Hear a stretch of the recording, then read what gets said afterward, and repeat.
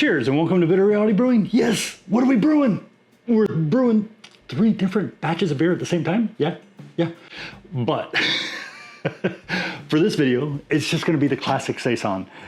I don't want the video to go crazy long. I know attention spans are not always the best, and some people just don't like watching something for a long period of time. You know, guilty on certain things. Some things I'm good, I'm committed. So this is gonna be a classic Saison. So you know what's going on in the other videos. This will be a Belgian rye IPA, and that will be a stupid lime lager. And I mean like 9 limes zested. Yeah, and different ABVs too. So let's go into the classic Saison first, okay? I've got the brewing salts, which I'm just gonna toss them in here. Already looks like I got issues. We'll take care of that in a bit, not a big deal. And I'll put up the brewing salts so you can see them. Yeah, okay, classic Saison, what do I mean by that? Well, most of the recipes out there say, you know, Pilsner, wheat malt, and some Vienna, and occasionally, you know, add something to add a little more character, a little more notability to it. Well, I didn't have any Vienna malt. You can also do pure Pilsner. So I decided, you know what, I'm gonna do 10 pounds of Pilsner, 10 pounds. Then I'm gonna do 1 pound of wheat malt, and then a ½ pound, I'm pretty sure, of Victory malt. I had to go buy some Victory malt. I was dying. I missed it, and I had to find something to brew it in, so it's going in here. Can't remember if I put it in there, but it's definitely going in here. Now, the hops, I'm keeping the hops pretty simple, but I am doing quite a bit of hops for Saison. Now, the Saison's gonna have, it's a 60-minute boil, 90-minute mash, but it'll be 1 ounce of Saz at 60 minutes, 1½ ounce of Saz at 5 minutes, and then also I'm gonna add 1 ounce of Styrian Goldings at 5 minutes. That way I kind of get, I'm going for the spice, And that's a classic thing in Saisons. And on top of that, we've got White Labs, and it's White Labs non-STA1 SON, get it? Saison, with a T in there. Ale yeast blend, yeah. I think I'm gonna start a little starter and just get it going. So by the time this is ready, I'm gonna have a little extra yeast in there, but I'm not too worried. I think this stuff doesn't expire until July 18th, and currently it is like, I think July, no, it's June something, it's almost July. I think July 1st is Monday. So, and this is Saturday. You can figure it out when the video gets posted, but hey, that's it. And we're gonna mash in, I believe it was 150 degrees. We're gonna be there for 75 minutes, 10 minutes to 168. I am doing something a little different. I've decided to add all but ½ a gallon of my water, and I'm gonna sparge with only a ½ gallon.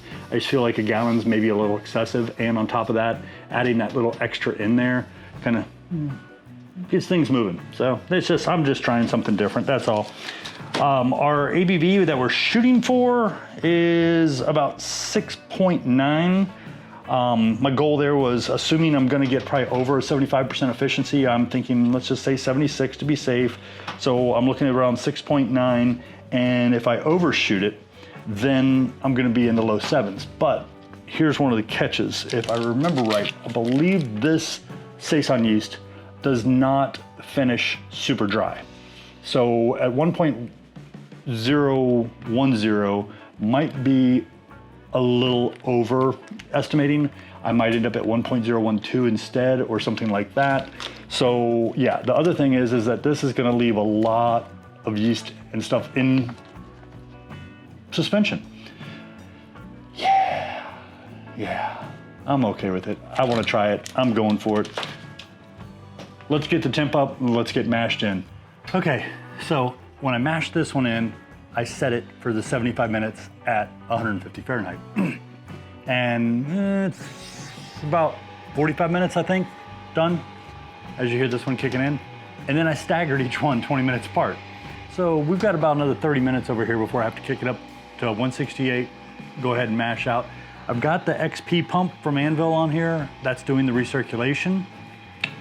So, okay, I know it's noisy between both machines. I'm trying to reduce these videos, make them a little shorter. At least for now, I'll do some more that are more in depth. So I went ahead, kicked it up to 168, let it sit there for 10 minutes. Then we mashed out. I took a ½ gallon. Remember I mentioned I was using a ½ gallon instead of a full gallon for sparge, and I was gonna leave a ½ gallon of that sparge in here for the mash.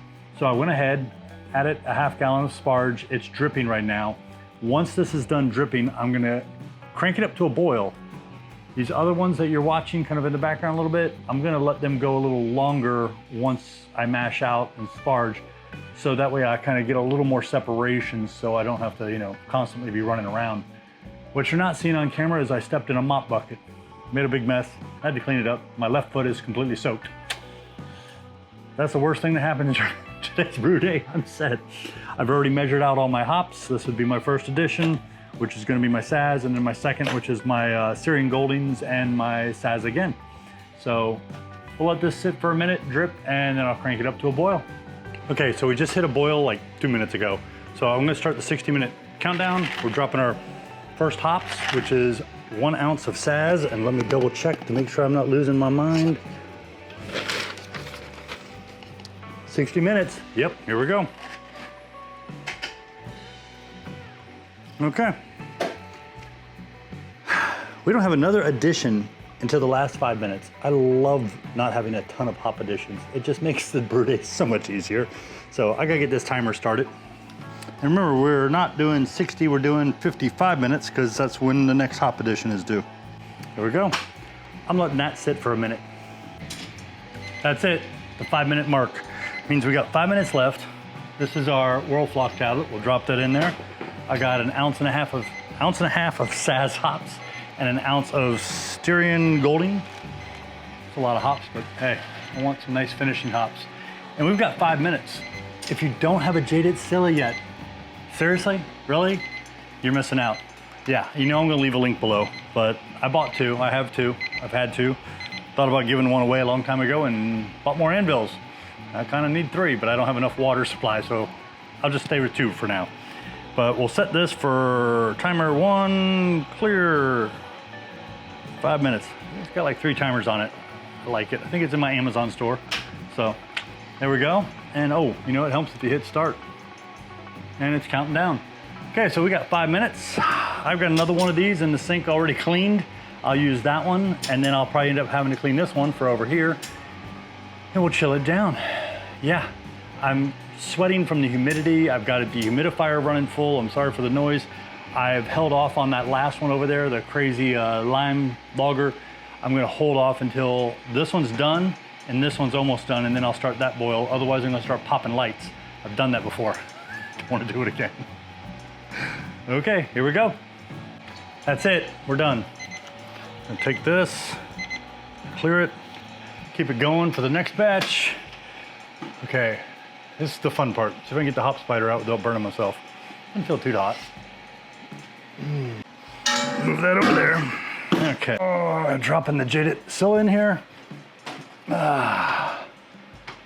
It's at 206 Fahrenheit, 205, 204, and it's gonna drop really fast now.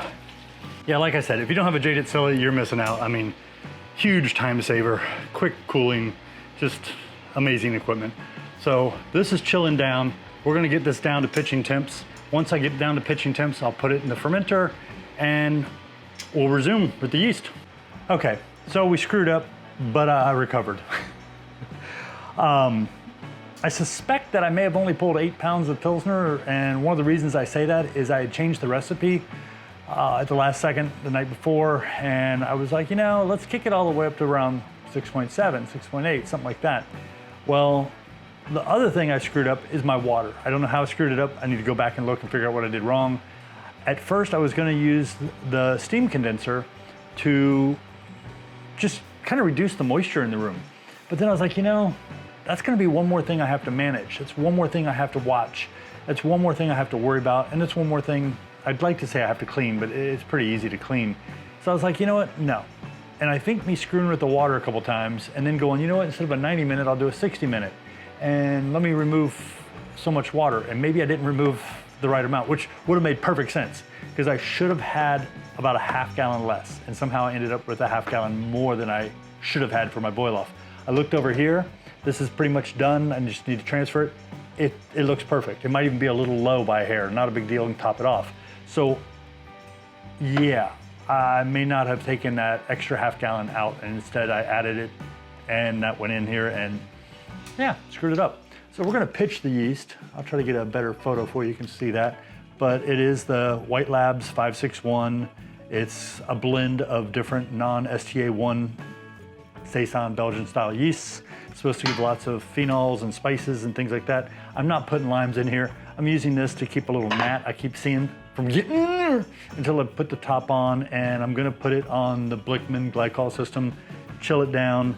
It's really not gonna chill. I'm gonna put heat around it, and I think the chill is only gonna be needed if the temperature goes up from the fermentation. Most of the things in this room sit at about 73 to 74 degrees Fahrenheit.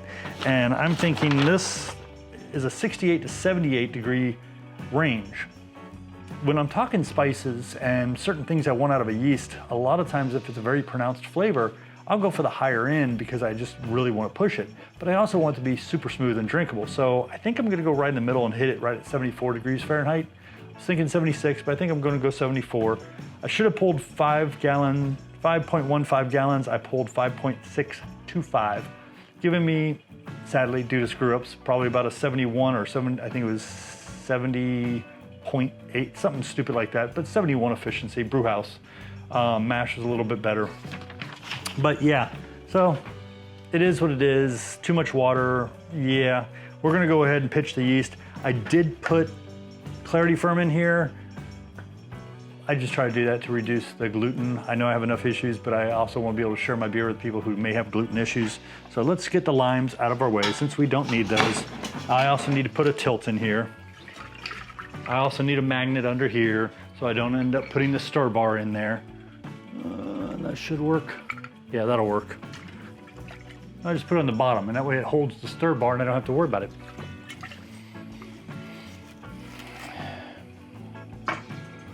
I'd pitch half, but you know what? I'm just gonna pitch it all. I've stopped doing my little liquid yeast bank for now. I've got other things I gotta worry about and I don't have time to manage it, so yeah. Just pitch it all. Have a good day. Rock and roll, you know what I'm saying? So let's put this back on top because I wanna add a floating dip tube before I put it in here, and I wanna add my tilt hydrometer, and we'll get this chilled. And part 2 will be the taste test. Yeah, I'm hoping for some spice. Appreciate you. Cheers.